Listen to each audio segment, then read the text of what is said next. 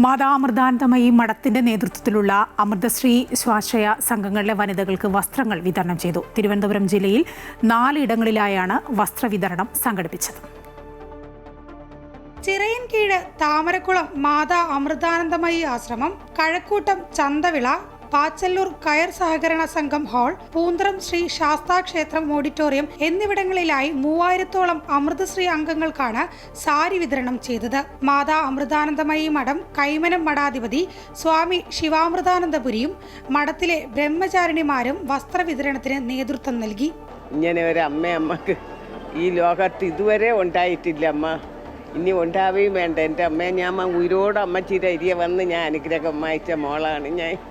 കേട്ടോ അമ്മ?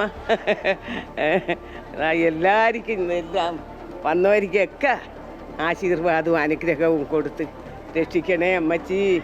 അമ്മച്ചി രക്ഷിക്കണം അമ്മ. എന്നെ നമുക്കറിയാം, എനിക്ക് അനുഭവം കിട്ടിയോണ്ട് ഞാൻ പറയണം അമ്മ. ഞങ്ങൾക്ക് അമ്മയെ കൊണ്ടുവെക്കണ സഹായമൊക്കെ ഞങ്ങൾക്ക് തരുകയും സഹകരിക്കുകയൊക്കെ ചെയ്യാണ്. ആശുപത്രി കേസിനൊക്കെ എന്തെങ്കിലുമൊക്കെ പറഞ്ഞാൽ ചെയ്യും.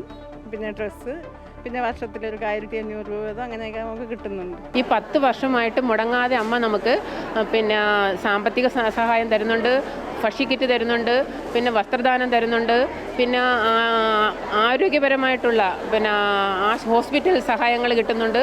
ഇതെല്ലാം തരുന്നത് കൂടാതെ അമ്മയിൽ നിന്ന് നമുക്ക് ആശ്രമത്തിൽ ചെന്ന് കഴിഞ്ഞാൽ നല്ല മനഃശാന്തിയും, അതാണ് മെയിനായിട്ടുള്ളത്. മാതാ അമൃതാനന്ദമയി മഠത്തിന്റെ സ്ത്രീ ശാക്തീകരണ പദ്ധതിയായ അമൃതശ്രീയിൽ 15000-ഓളം സംഘങ്ങളും 2.5 ലക്ഷത്തിലധികം അംഗങ്ങളുമുണ്ട്.